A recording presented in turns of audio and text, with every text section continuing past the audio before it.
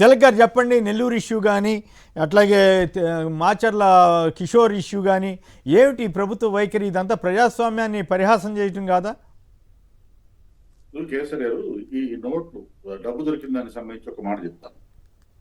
A40 accused 40 చెప్పాడు కాబట్టి అక్కడ డబ్బు ఉందని సీజ్ చేసామన్నారు. ఆ A40 పారిపోయాడు, విదేశాల్లో ఉన్నాడని చెప్పుకుంటూ వచ్చారు. ఎప్పుడు దొరికాడు, ఎప్పుడు వాంగ్మూలం ఇచ్చాడు, ఆ వాంగ్మూలం కోర్టుకి ఎందుకు చెప్పలేదు, వెంటనే ఎందుకంటే సీజ్ చేశారు?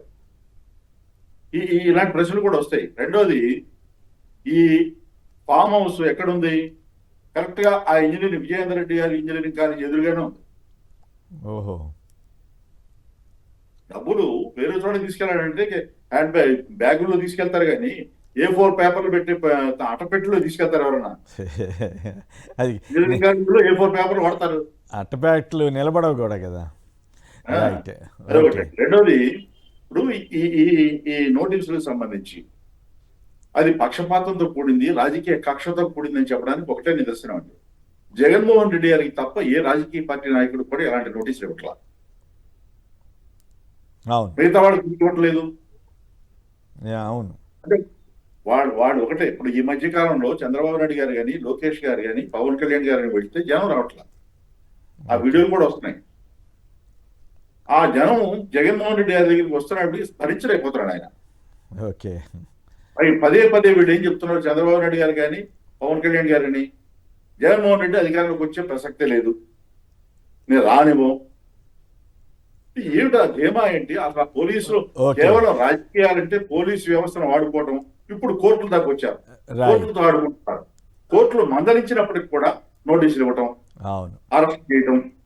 మీరు దుర్గా కిషోర్ గారు అదే, ఇప్పుడు కోర్టులు మందలించినప్పటికి కూడా ఈ అరెస్టులు ఏమిటి, ఈ కేసులు ఏమిటి? అసలు కోర్టులు అంటే కూడా లెక్కలేదు. కోర్టులు అంటే కూడా లెక్కలేదు. ఇంతకు ముందు ఏమైంది? ఏసీబీ కోర్టు చంద్రబాబు నాయుడు గారు అరెస్ట్ టైంలో రిమాండ్ ఇచ్చినటువంటి జడ్జి ఇంటి మీద నిఘా పెట్టారు. ఆ బదిలీ ఎట్లా జరిగింది ఏంటనేది తర్వాత విషయం. ఈ నిఘా పెట్టారు, ఆవిడ ఇంటి దగ్గర బెదిరింపులు జరిగినాయి. ఏం చేస్తాం కానీ ఇప్పుడు వాళ్ళు ఏం చేసినా చాలా బ్రహ్మాండం. ఎదుటాళ్ళు ఏదన్నా చేస్తే మాత్రం ఇంకేముంది, అమ్మో ఘోరం అని అంటారు. రైట్, ఫైనల్గా టైం తక్కువ ఉంది. శివశంకర్ గారు చెప్పండి, నెల్లూరుని ఎట్లా ఎదుర్కోబోతున్నారు? అట్లాగే ఈ భూములకు సంబంధించి కూడా హైకోర్టు దాకా చేరింది. ఈ రెండు ఇష్యూస్ మీద మాట్లాడండి.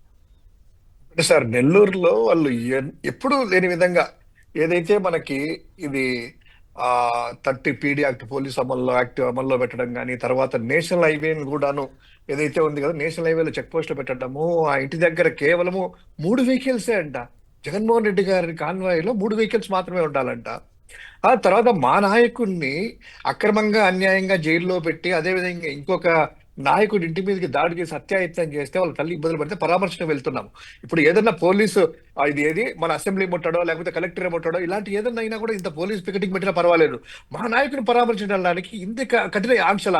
గతంలో మీరు చూశారు, ఇదే చంద్రబాబు నాయుడు గారు వాళ్ళ సతీమణి గారు కావచ్చు, వీళ్ళందరూ ఏ కార్యక్రమం చేసినా కూడాను అనుమతులు అనేటువంటిది మామూలుగా ఇటువంటి ఆంక్షలు కానీ ఎప్పుడు పెట్టలేదు. ఏ రాష్ట్ర ప్రభుత్వం ఎక్కడ కూడా పెట్టలేదు. భారతదేశంలో మొట్టమొదటిసారిగా జగన్మోహన్ రెడ్డి గారికి మాత్రమే వీళ్ళు పెడతా ఉన్నారు. అదేవిధంగా 2000 మందికి నోటీసులు ఎక్కడైనా చూసారా? 2000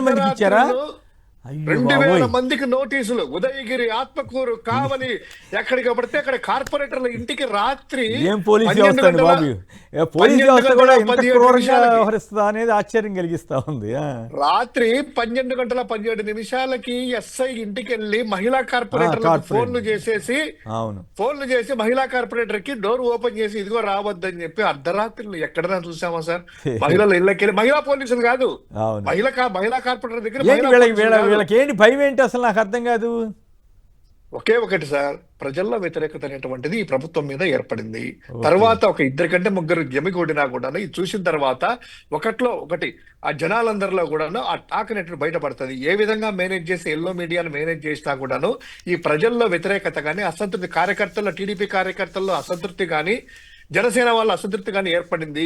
దీన్ని బయటికి రాకుండా ఈ జగన్మోహన్ రెడ్డి గారికి ఏదైనా కూడా ప్రతిపక్ష పార్టీలకు కూడా ఆదరణే లేదు, ఈ రాష్ట్రం అంతా కూడా మాతోనే ఉందని చెప్పడానికి, అదేవిధంగా వైఎస్ఆర్ కాంగ్రెస్ పార్టీని ఎదుగుదలని అడ్డుకోవడానికి ఇది జగన్మోహన్ రెడ్డి గారికి ఎవరు జనాలు రాలే చూడండి అని. అట్లా ఎందుకు అవుతుంది శివశంకర్ గారు? అట్లా ఏమి ఉండదు. ఇప్పుడు జనం వచ్చారనుకోండి, ఒక రకంగా పరుగు పోద్ది.